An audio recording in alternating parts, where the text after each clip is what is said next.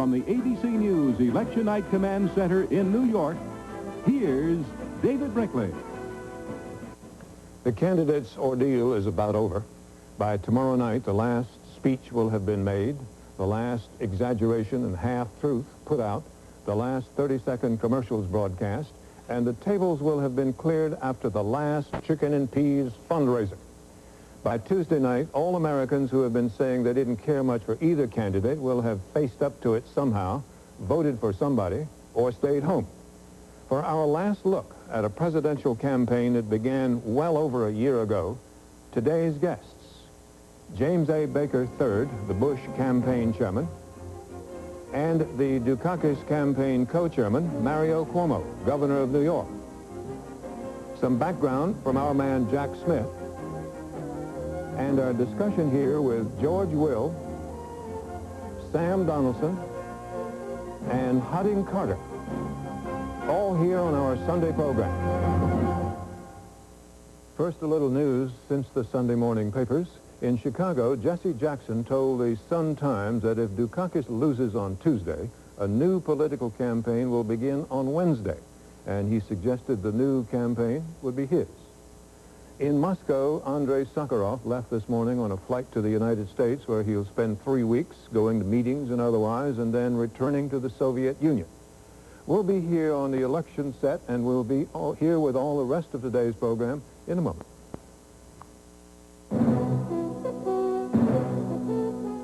This week with David Brinkley, brought to you by GE.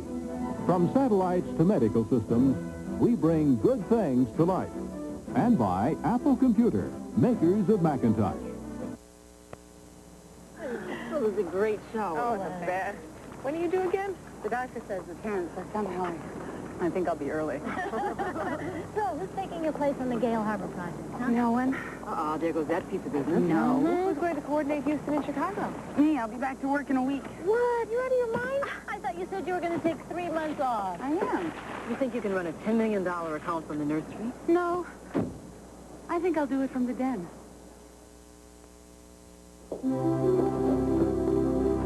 Imagine your refrigerator with bigger door shelves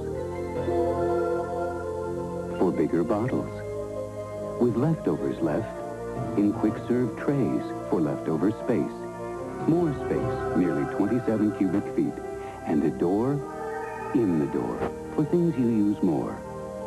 Imagine GE's Space Center 27.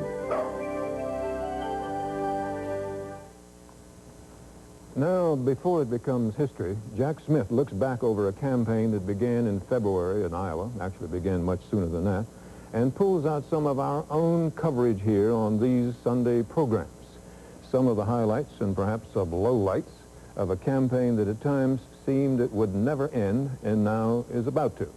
Some samples now of how this campaign has looked to us. Jack? David, in the last 12 months from this studio, we've broadcast roughly 20 hours of reports, interviews, and opinion on the campaign. And it all began right here on our show just over a year ago when you characterized the race back then this way. There is a perception among pollsters, political analysts, and observers that the Democrats are on their way toward losing the White House again. Remember the Seven Dwarves, as the Democratic candidates were called? Joe Biden dropped out. Gary Hart found a friend. It was like a demolition derby, though our guests last year disagreed. Despite the introduction to the show, I mean, I think here we are at the beginning of the World Series. Political terms, we're just at spring training, and I think no one, when they think about the World Series these days, remember who did what in spring training. The Iowa caucuses were supposed to sort out the candidates, and so some 3,000 journalists showed up there, including yours truly. What happens here tomorrow night, in short, plays a crucial role in determining who next sits in the White House. Well, I was wrong, and so were a lot of other people. Iowa mainly blessed 2 candidates, Richard Gephardt and Bob Dole, and within a month, both of them had been virtually eliminated. Dole, in particular, looked like he might win, but his campaign was buried in the snows of New Hampshire. And remember the Mario scenario? Incredibly, New York Governor Cuomo kept some of us guessing for months. You're saying he thinks he might be nominated at the convention when they can't agree on anyone else. I agree with what my colleague said. I think no one will emerge with the first ballot number of delegates, and so there's going to be brokerage. Of course, it never happened, nor did the Jackson candidacy. So, after a string of primary victories, his chances of getting on the ticket began to be taken seriously. Jackson is speaking more to people's actual lives and problems in this country. He's the Ronald Reagan of his era. Ronald Reagan in 1980 preached a message made up of whole cloth often, but it got across. It seems to work twice. Now let's move a bit. Another candidate who raised expectations was Pat Robertson, but his chances died on Super Tuesday. The emphasis is on the South. It's been an enormously good night for George Bush. It was, and Bush emerged as the GOP nominee. But it wasn't until the New York primary that the Democratic field sorted itself out. Dukakis was the only one left standing. The average American says only two things come from Massachusetts. You've heard the joke. Liberals and lobsters, and soon enough they're going to wake up and look at Dukakis and say it's not a lobster. But all the way to the conventions, the polls showed Dukakis well ahead. This election is not about ideology. It's about competence. George Bush saw the campaign in a different light. Competence makes the trains run on time, but doesn't know where they're going. It was after the conventions that Dukakis made what is now generally acknowledged as the crucial error of this election. He underestimated George Bush and the hardball tactics of his campaign aides. And you can always try that on a Democrat.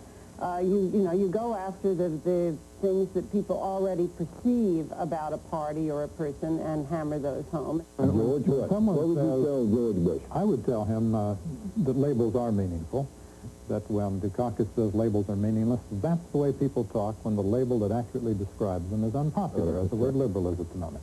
So he has to do that. And Bush did.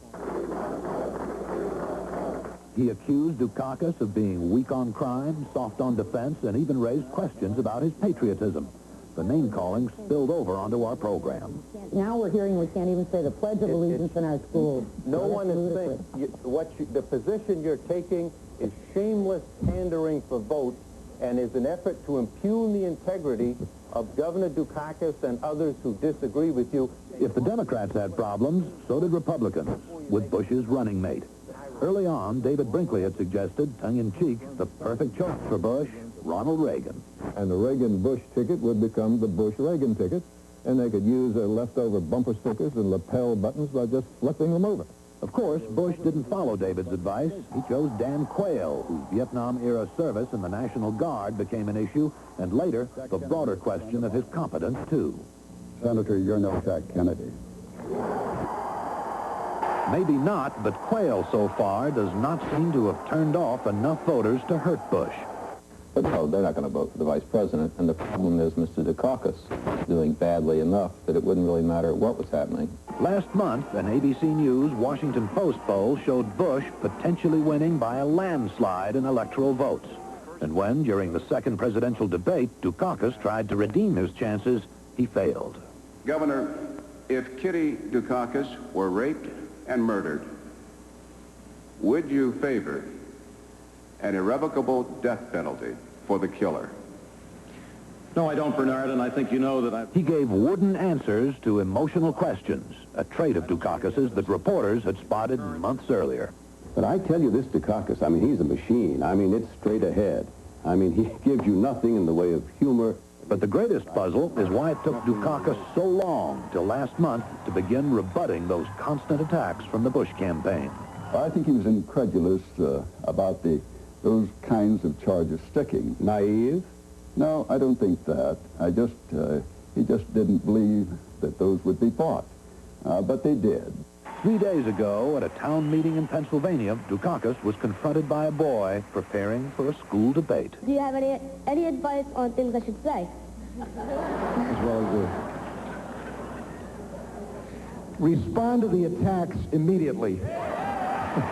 The polls this week show the race tightening up, but as they have now for nearly 3 months, still show Dukakis lagging behind. The latest conventional wisdom, and remember a lot of it's been proven wrong this year, is that George Bush now has this election sewn up. So if my colleagues now wish to venture any predictions, go right ahead. But remember, next week you'll be back here, and you'll have to answer for anything you say. David? Jack, thank you. Coming next, James A. Baker III, chairman of the Bush campaign, and shortly the co-chairman of the Dukakis campaign, Mario Cuomo, governor of New York. In a moment. The plastic you throw away today will still be here 300 to 400 years from now. And Americans throw away 10 billion pounds of it every year. That's the bad news. Now the good news. Recently, a special cornstarch was introduced that causes plastic to begin to degrade in as little as 6 months. Isn't it funny how a little bit of good news can make the bad news just disappear? Dear Mom, we're sorry we can't be there with you and the family, but we're sending you some things which he gave you everything you'd ever need to chase your dreams and make them real. She gave you love to last a while, and now you're giving back the smile. And Mom, we send them with all our love. We bring good things to life. You found a way to show you care, 'cause you know she was always there. So gather round and celebrate all the good things in life. We bring good things to life. Hey, Bo, how you doing? Hey, pretty good. Joey, how are you? There you go. Hey, guys. Came on. Finished already. Hey, I thought we were supposed to be doing this in-house. We did. New computer. Stuff, right? Quintile analysis? Hey, give me a break. Well, Siegel did that. I thought he's in the L.A. office. Yeah, so's Edwards. She did the graphics. So how'd you get everybody together in the same place? Vocal phone. What? Vocal phone. Pardon me? Peter Jennings and David Brinkley will lead the best political team in the business election night. Donaldson, Greenfield, Hume, Serafin, Scher, Simpson, Will, Wooten. From the ABC News Election Command Center, the 88 vote, Jennings and Brinkley. Can you imagine election night without them? Mr. Baker in Washington, thank you very much for coming in today. Thank you, David. Glad to have you. You're in Washington. We are here in ABC's spectacular Election Central in New York City, where Tuesday night you can find out how you did, how your candidate did. And in the studio with us now are George Will of ABC News and Sam Donaldson, ABC News White House correspondent. Now, Mr. Baker, let's deal with this first, because it's a question that keeps coming up, and across the country we find people talk about it quite a lot. Is this a dirty campaign, and if so, who made it so? Well, I don't think it's a dirty campaign, David. I think it's a tough campaign, and to the extent that it is tough, I suppose both candidates, both campaigns, and the system made it so. The fact of the matter is, that's the way campaigns are conducted, have to be conducted these days. For our part, we have had, we think, more of a positive approach than we have a comparative approach.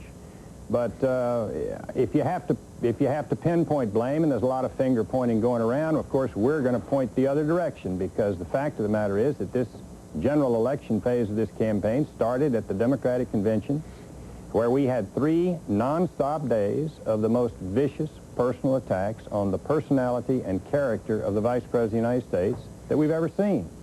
You mean So the we silver don't foot to the mouth and all of that? Well, a lot of that. It was all very, very personal. Now, we're being accused of somehow being dirty because we are pointing out the policy inconsistencies, such as we see them, policy problems with the positions of the governor of Massachusetts.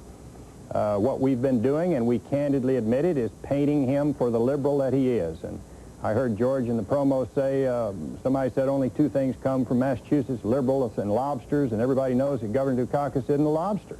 That has been the point of our effort, and we are not in the least bit ashamed of that, because we think he is a liberal. But I think the question is not, wasn't there a reason for you to start the campaign this way, but it's now November and the campaign is still this way. And isn't there a danger now that you come to November 9th, if indeed you win this, and you say our mandate is to not have furloughs, to pledge allegiance to the flag, to stay out of the American Civil Liberties Union, and then how do you govern on the basis of that?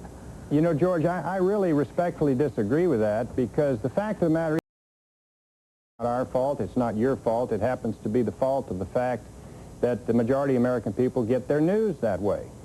We have put out more than 200 specific policy proposals. We now have a bound volume, which we went to the trouble to pull together last week so that we could show it to people. Specific proposals that the Vice President has made, which will serve in part as the basis for a mandate. In addition to that, though, the Vice President has said he wants to build upon the record of the Reagan-Bush administration in the area of economic growth is a part of the mandate. But Mr. Baker, I understand the problem of getting your position papers on block grants on television. I understand that. But you're a veteran now of 3 campaigns, and you know that if you say, here's my position paper on block grants, and my opponent is an anti-patriotic coddler of homicidal rapists, you know what's going to get on television, don't you? That is correct. That's the point I made a minute ago, that you simply cannot refuse ever to be on the attack in a campaign and expect that that day's events to be covered. The key question is the attack fair? Is it fairly stated? Is it accurate? We have not run, there's been some criticism of some of our advertising. I have to tell you, we have not run one commercial that has not been scrubbed very, very carefully by legal, by research. We think they are factual, they are accurate, and they are fair. 2 quick questions about the status of the campaign this Sunday morning. We see headlines saying there's a Dukakis surge and that there's some jitteriness in the Bush campaign. Any truth to either of those? Well, I don't think so. Although, having said that, I have to tell you we're not taking anything for granted. We started this race 17 points behind, and so we don't believe in the infallibility of polls. We know polls can change. We know polls don't vote. People vote. So we're not taking a thing for granted, and we're going to work right down through Election Day. Republicans have won 6 of the 9 elections since 1952, and in those 6, I believe my numbers are right, they have averaged a margin of victory of 13 percentage points and have averaged 455 electoral votes. Do you think your candidate will do that well? I would hate to predict that, George. That would be a tad arrogant, I think, to do that, and I just want to refrain from doing that because it's very important that we turn our voters out. Things have a way of moving toward the end. We know that. We saw it in the Ford campaign in 1976, so we're going to keep our eye on the ball and concentrate on getting our vote out on Tuesday. Mr. Baker, I want to return to the question of what you call comparative campaigning. Others call it negative campaigning. You maintain that the Democrats started it at their convention. I was there, and it seems to me what they were saying was that George Bush was someone who represented wealthy Americans. What is it about what they said at the convention that you believe was underhanded and unfair?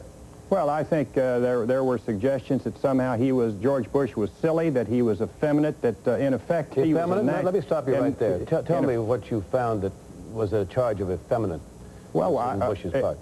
A very prominent Democrat made that suggestion, if I'm not mistaken, specifically that.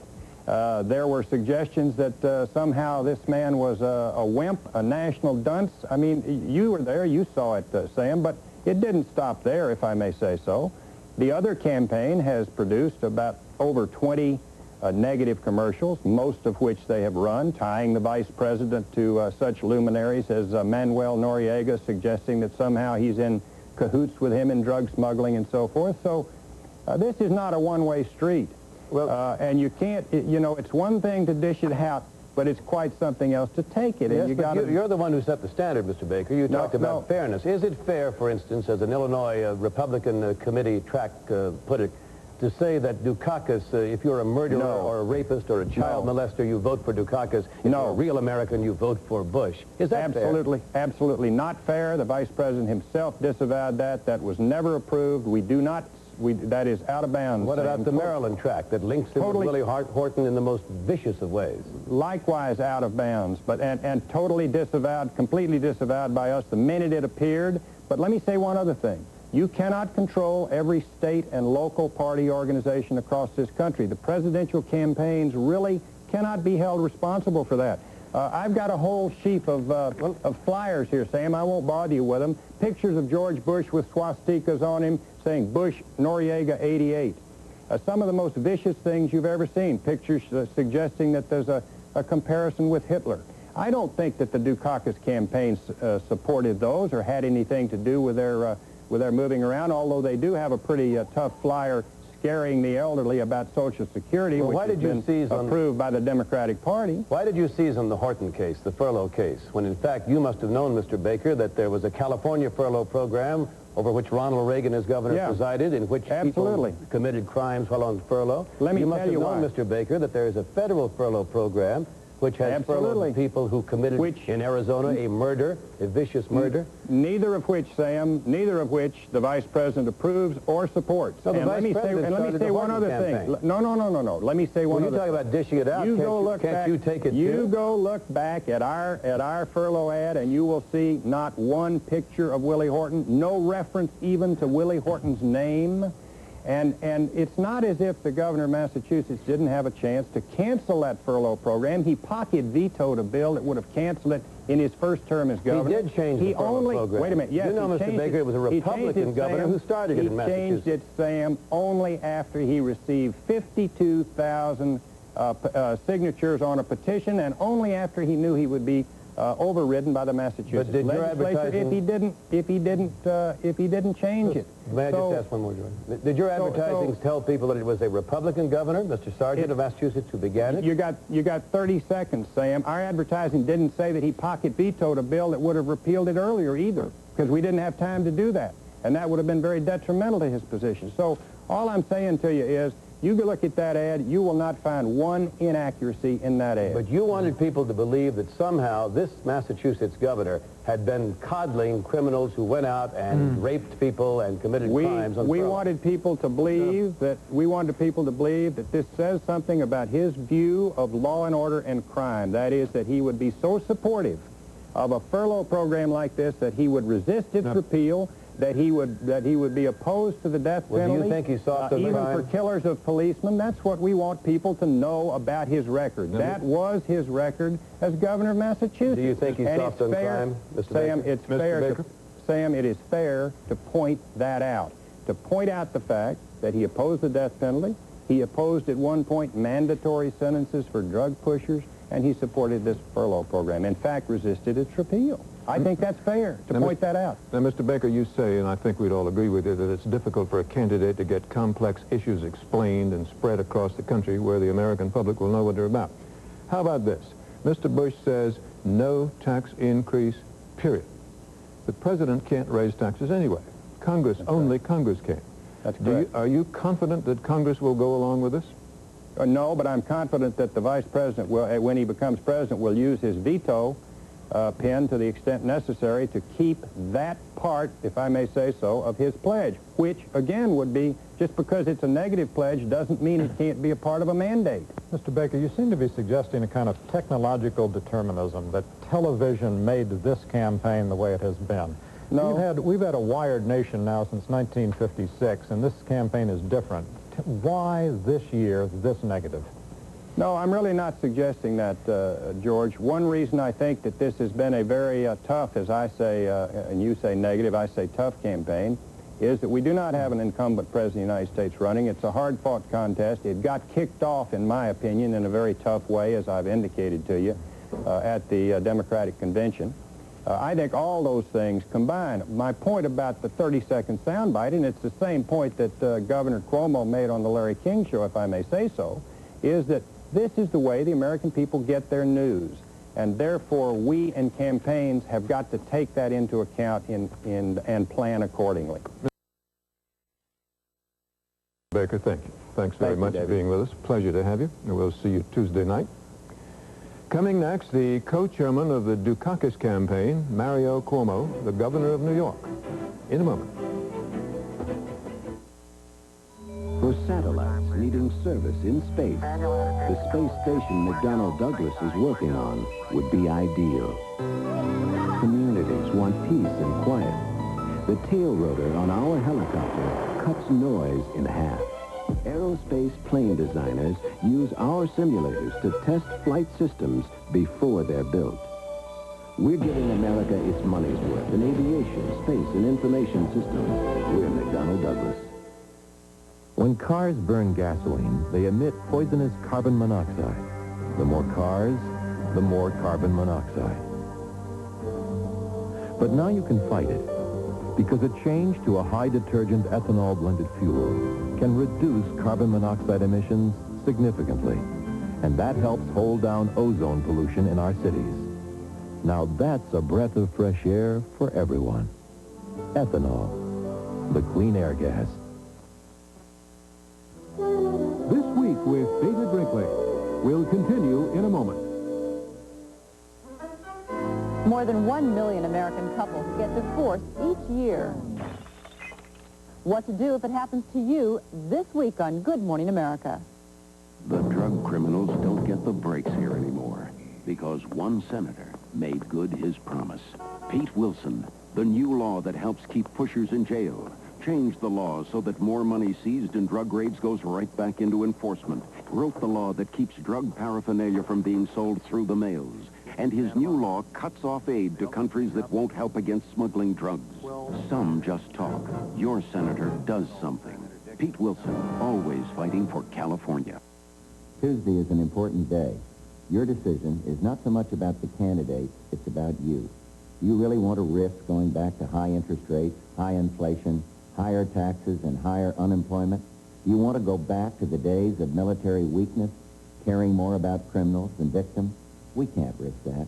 If you agree with me that we must keep America working and the economy growing, I'd like your vote on Tuesday.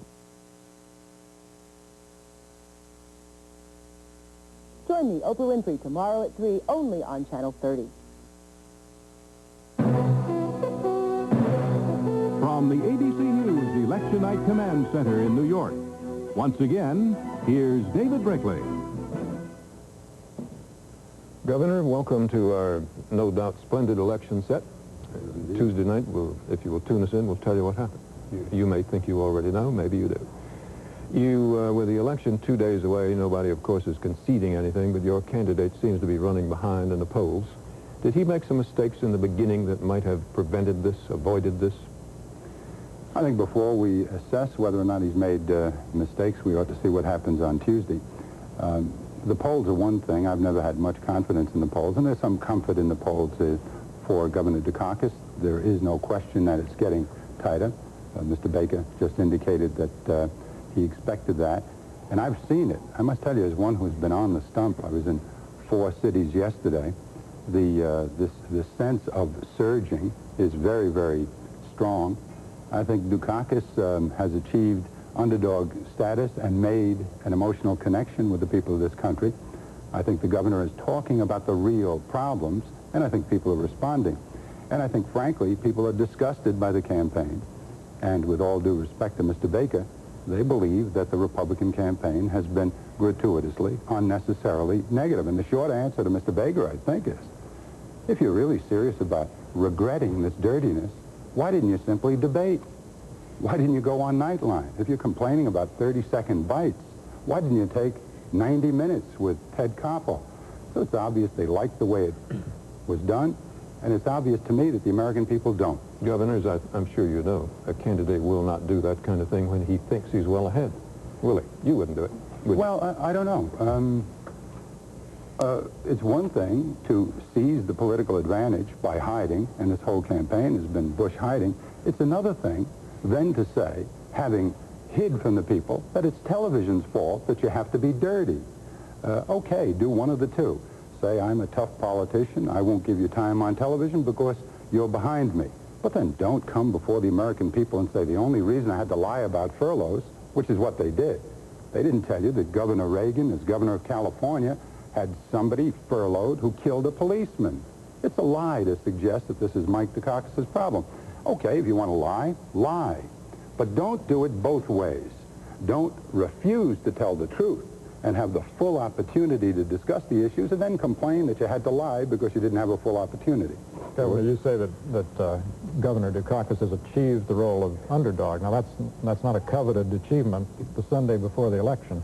particularly from someone who was 17 points ahead. Now, without prejudging what's going to happen on Tuesday, something obviously went wrong to lose a 17-point lead that quickly. What was it? Well, I know I said achieve the role of underdog, and I meant it.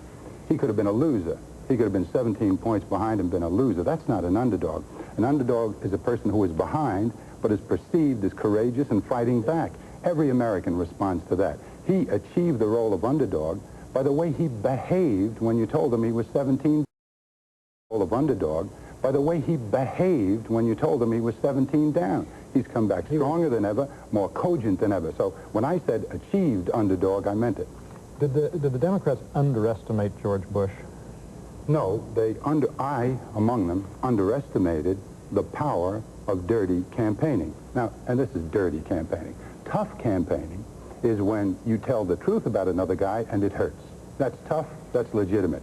Dirty campaigning is when you tell a falsehood or suggest a falsehood, or when you use the picture of Willie Horton, intending thereby to divide the people of the United States black against white, feeding the ugliest stereotypes that exist in this society, and in every living room in this country they tell the truth about that picture. We don't always do it on television. That to me is dirty. The premise of what you're saying is that but for this aspect of the Bush campaign, Dukakis would have been a viable candidate. I think he's a viable candidate. I think he may win on Tuesday. I expect him to. I hope he will. I think that's the best thing for the country. Still, before the campaign started, before the primaries began, Peter Hart, who I know you respect, an extremely distinguished Democratic poll taker and tactician, said, the Democrats have to be part Horace Greeley and part Ulysses Grant. They have to go west and capture the South. So you nominated a northeastern liberal governor. Is that wise? I don't see it the way you do, George. You have it down to some neat science where you can do it by region, where you can do it by calculus. I don't believe that at all. I don't believe Northeasterners cannot win in the South. Jack Kennedy was a Northeasterner. Jimmy Carter did very well in my state of New York. I think that's a lot of baloney. I think it's a kind of popular pap that passes for current wisdom, and it's not true.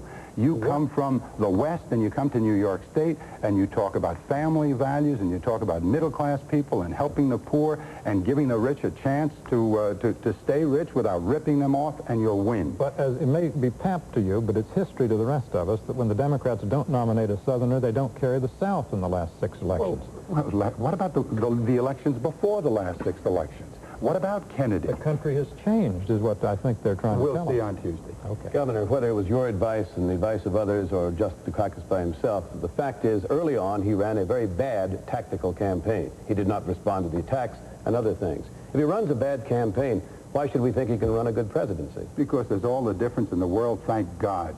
You cannot run this world, as the president will have to, with dirty commercials on television. Maybe you can win the presidency that way. Maybe you can limit yourself to 28 seconds and be very good at touching all the hot buttons for the American people. You can't balance the budget that way. You're not going to pay off a $1.6 trillion deficit that way. You're not going to find a nursing home for my mother that way. You can't govern that way. Thank God, because I'd hate to think that the people who spend the next 4 years in the White House can do it the way they did this campaign. But if you're president, you have to deal with some unsavory characters. What if Gorbachev plays dirty? I mean, what if he does something that's awful, negative, and dirty? Can you sit back and say, gee, I just underestimated that? There is a value that's being depicted in this campaign, and the Republicans are fond of talking about values and attending it usually with wicker baskets and grandmothers and shawls. The value they've tried to teach my grandchildren, and my children for that matter in this commercial, is if it works, do it. Anything goes.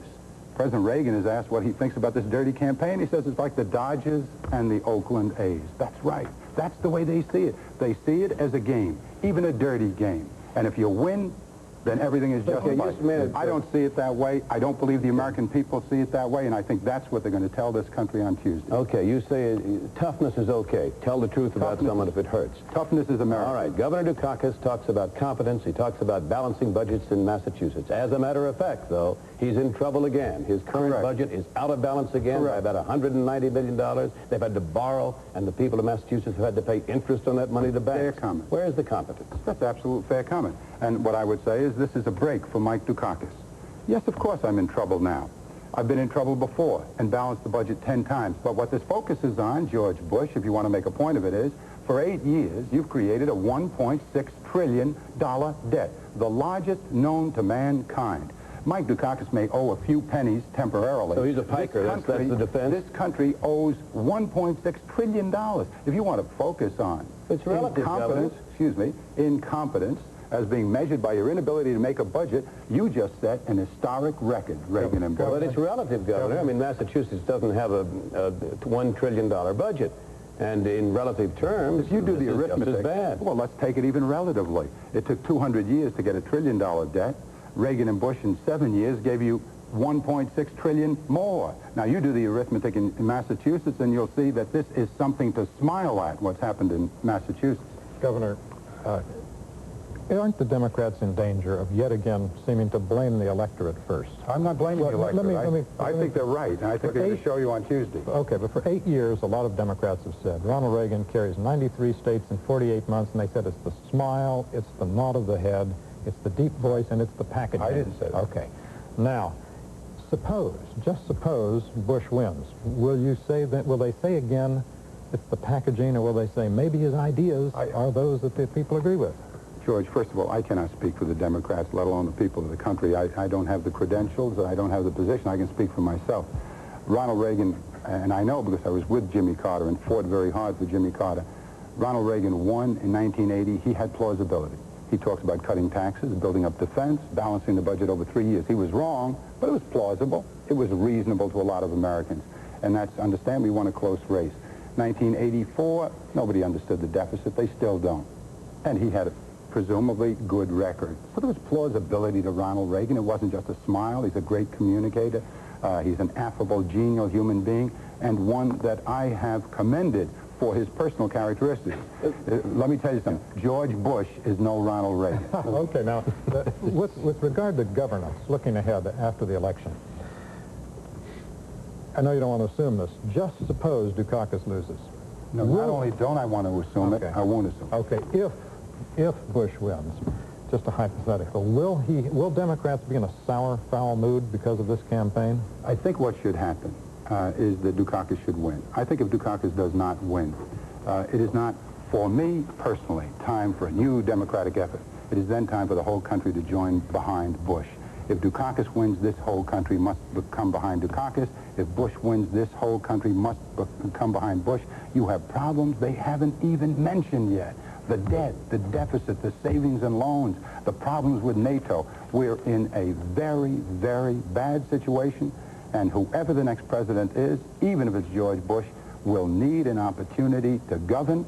And I think, speaking only for myself and no other Democrat, but as the governor of New York State, I will give whoever the next president is all of my support in the beginning. Let me move you to the future, and the future of the Democratic Party if Bush is the president for 4 years or 8. Jesse Jackson has already made it clear that he's going to be a leader. Do you think that you will, next time, be a leader in the national sense from the standpoint of trying to gain the nomination? I'm focused entirely on Mike Dukakis winning on Tuesday. All my effort is there. When I got married, I didn't plan on divorce. When Los Angeles went on the field, they didn't plan on losing to Oakland. That's why they won. That's what I want to do. I understand, Governor. A lot of people are saying that if you understand. I tell you the truth, Sam, I don't think you understand. Well, I may not a lot of things, Governor, but I want to press this question. A lot of people are saying that if Dukakis loses, that means a northeastern liberal ethnic can't gain the nomination. Do you believe that? I think you should invite me back after the 8th to talk about what happened to Bush. We invite you right now, Governor, I invite you right now to come in Tuesday night after it's over and tell us what you think. Hope you will do that. Thank you for coming. It's been a pleasure to have you. Coming next, our discussion here with none of us on this panel, so far as I know, running for any office. And joining us will be commentator Hodding Carter in a moment.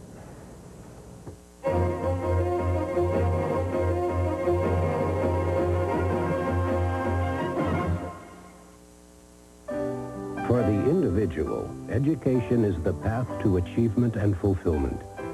For the nation, it is a path to a society that is not only free, but civilized. And for the world, it is the path to peace. For it is education that places reason over force.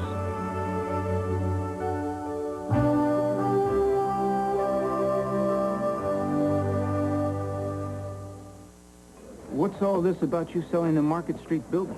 My client's still interested in that space. We accepted Gail's offer this morning. Hello, Jason. You could have made a counteroffer. If you had let me know what was going on, I would have. Well, I called your office yesterday. I left you a message. You left me a message?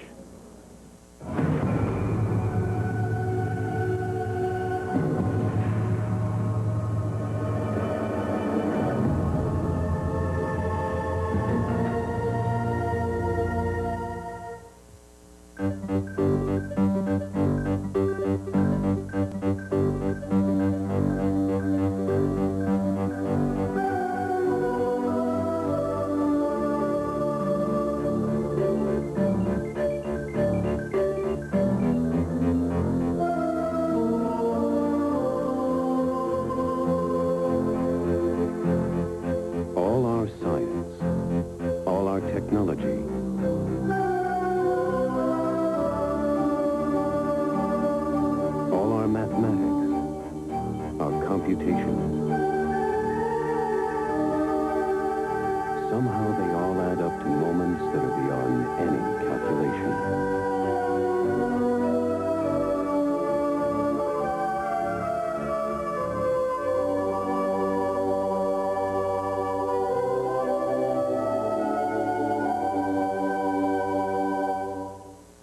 IndyCar champion Danny Sullivan joins Art Beth for their final event of the year. It's the Nissan Indy Challenge, today on ABC Sports. Bernie Kosar is back. Cleveland star quarterback leads the Browns in a key battle against division rival Houston on ABC's Monday Night Football tomorrow.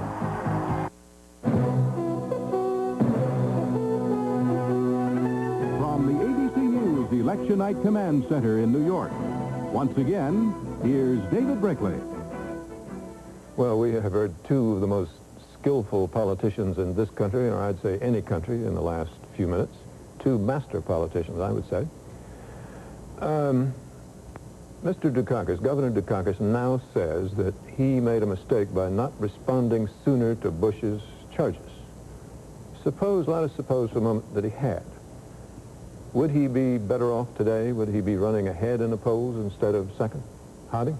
We start off with a premise which is wrong, which is that he was 17 points ahead at the time of the convention. A man who had been running... No, but I mean, I want to go to the answer, because we keep thinking that he blew a lead that he never really had, and while we like to say it. But when you come to the question of if he had attacked earlier, certainly, they thought Bush was going to self-destruct. That was the whole conventional wisdom inside the Dukakis campaign in all of August. And they allowed what had been not something responding to what the Democrats did at their convention, but to something they had decided to do before the convention, which was the attack ads. They allowed those attack ads created before the Democratic convention to simply set the whole stage for the discussion. That was stupid, and it is where they lost the initiative that they had. They thought Bush would self-destruct. Did they think Bush was dumb? They thought that he was inept.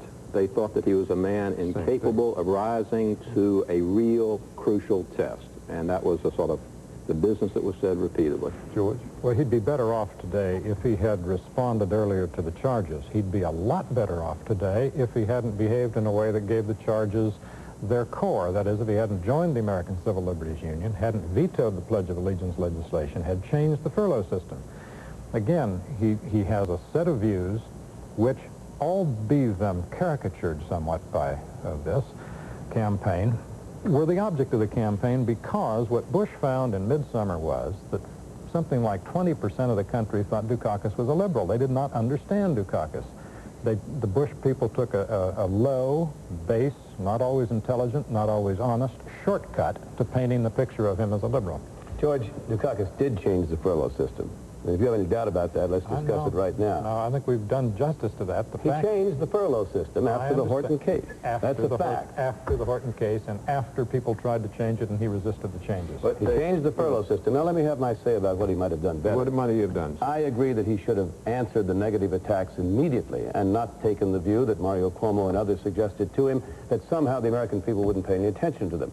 The very thing that George was seen to say earlier in the Smith piece, that labels matter because they are the things that people look at and they are afraid of, should have alerted him to the fact that he should have been very quick to respond. But more than that, he should have run a better positive campaign. It's just in the last 2 or 3 weeks that Dukakis has a message, has a theme. You can't remember a single slogan of his from August or September as you can now. We're on your side. You are for the people on Easy Street, I'm for the people on Main Street. He didn't say anything. Good jobs and good pay. Well, that was from the primaries, but he just didn't get out there and say anything. The real problem comes to this, though, that the question of the furlough system should have been put up immediately against the reality, which is that he has the best crime rate as an urban governor of anybody. He should have been out there saying this business about, this nonsense about one furlough has to be put up against the reality that I have presided over a law and order state.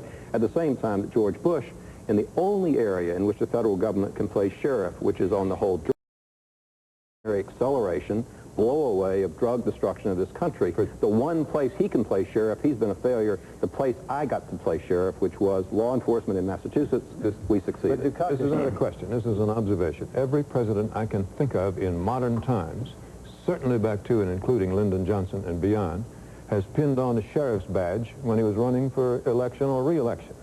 None of it has done any good.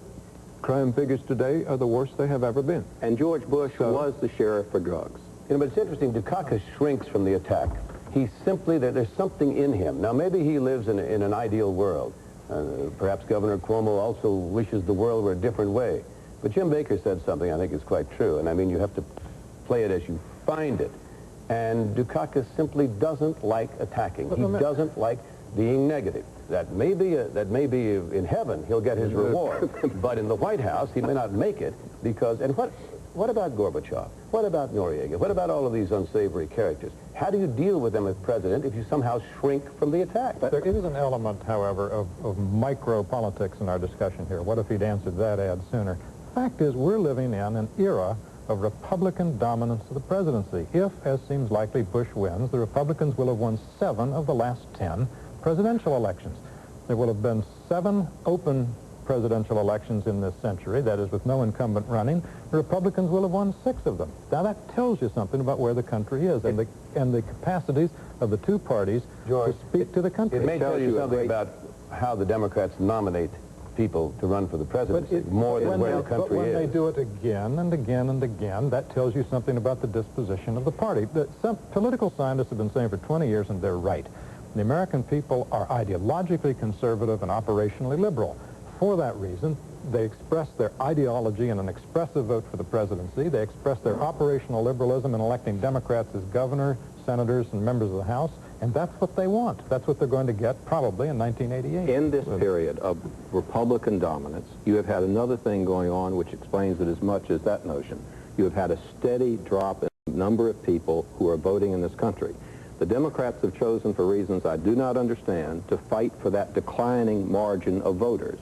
They've chosen not to go back to the territory of the non-voter, the person who is not all that happy with the society in which he lives, who is not playing a game, and has simply said, well, we won't go after the old Democratic ducks. We'll fight for the new electorate, which is increasingly the self-satisfied electorate which votes. And I will just simply say to you that that has been a basic Democratic mistake. Could be. It was the Goldwater premise in 1964. It was called the conservative in the woodwork. And Goldwater said, a lot of conservatives just aren't voting because we don't give them a conservative candidate. Try me. They tried him. He carried 5 states. And the premise of Goldwater became the operating premise of the new Republican majority for the voters who voted. Well, American Hodding, I do not believe that the conservatives came to power in this country because non-voters came out and started voting. They came to power because Democratic presidents, among others, and a lot of events made liberals into conservatives. They came to power because the electorate which voted became middle class, in large part, I would say, because of the success of Democratic programs, and having gotten there,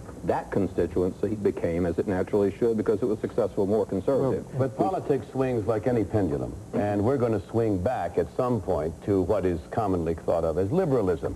Now, I think it may be redefined in the sense of what the goals are, what the programs are, but we're not going to simply go down this road toward a right-wing state. James A. Baker, Bush chairman, said, and it made an interesting point.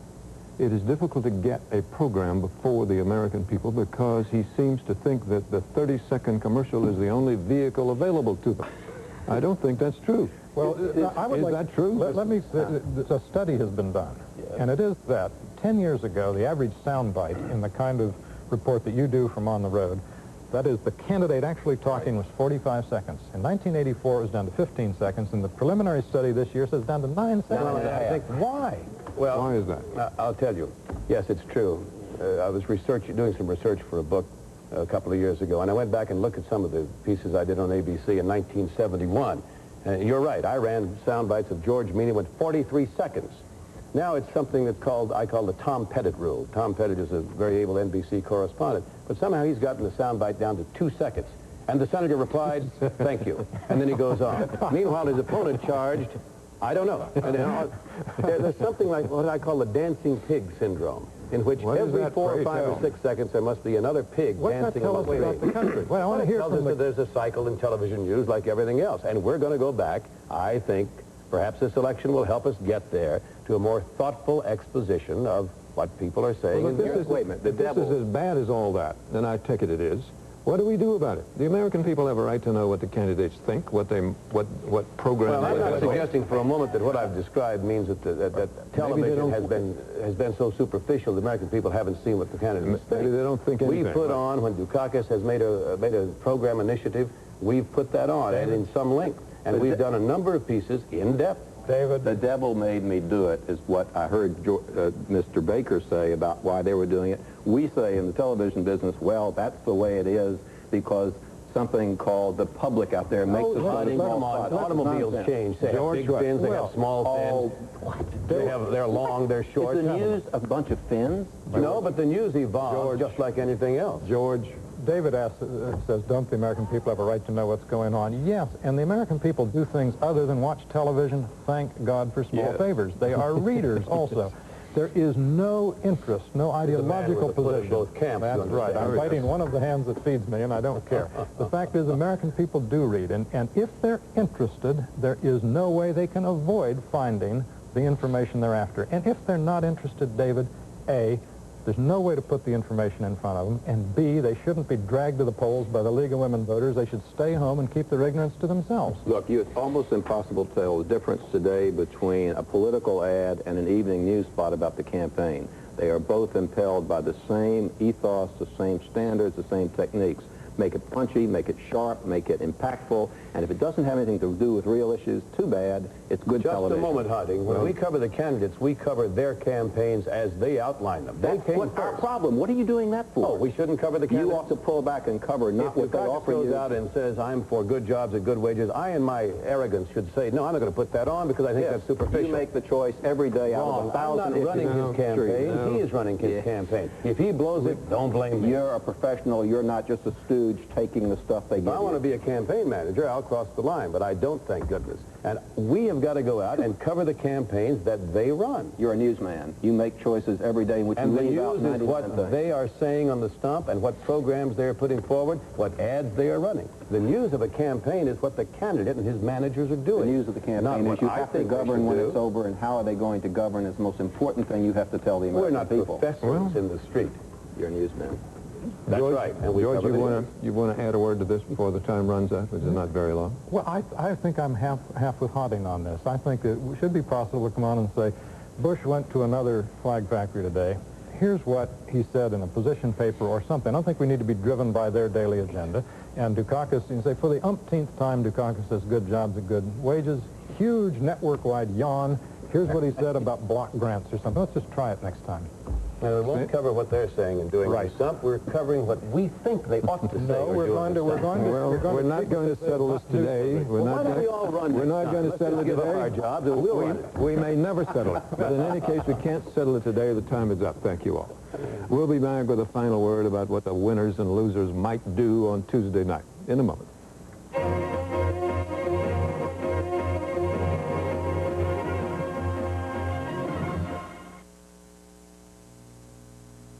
Okay, let's get moving. First, we'll need work from every department. Who's set up for that? Our computers are tied in. Mike, how long for graphics? 3 days max. Our computer can do it in a day. It's yours. Joni, typesetting and printing? About a week on overtime. Now, hold on now. Who published this? We did, on the computer. Well, do it again. Last, we need presentation overheads. Any ideas?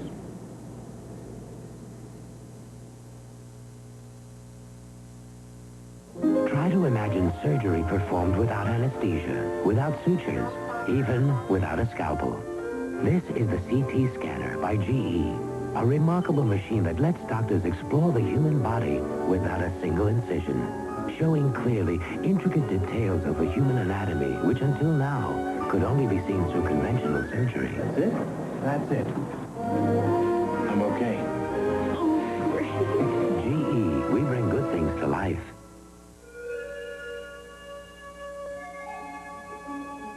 This truck is running on gasoline blended with ethanol, the only successful alternative fuel available today. Since 1978, the popularity of ethanol has reduced America's oil imports by more than 100 million barrels. But what's even more amazing is that the production of this fuel has helped increase the supply of food. You see, at the Archer Daniels Midland Company, we make ethanol from corn, a process that generates two things essential to plant growth: carbon dioxide and heat. So at our Decatur, Illinois facility, we've channeled this combination into a vast hydroponic greenhouse where vegetables grow bigger, faster than those grown in soil. Right now, 30,000 heads of this lettuce are available each day in several of America's largest cities. Food and fuel from one abundant, renewable source. Now that's a capital idea. Sunday. Stop a foreign dictator who supplies drugs to America. An all-new Mission Impossible. Then, what happened when a dirty bomb meets the filthy rich? Nick Nolte, Richard Dreyfuss, and Bette Midler are all down and out in Beverly Hills. Finally, there is the matter of Tuesday night around 9, 10, 11, 12, when the winners dance and the losers cry. Typically, they will gather in a hotel ballroom with a four-piece band, a board for posting the votes, and a table spread with Ritz crackers and Velveeta, and some white jug wine from the Finger Lakes or somewhere like that. Finally, when the result is known, the candidate comes down and says a few words to the crowds. In California, Dukakis said that if he won, he would celebrate with a glass of California champagne. In Milwaukee, he said he would celebrate with a glass of Milwaukee beer. Is it any wonder people don't trust these politicians? The losers could, but probably won't, quite copy Adlai Stevenson on election night. When he knew he had lost to Eisenhower, he came downstairs and said he was too old to cry, but it hurt too much to laugh. Until Tuesday night at 7, when Peter Jennings and I and all of us will be here to bring you the returns from this set. Thank you. Until next Sunday and until Tuesday night, thank you. Welcome to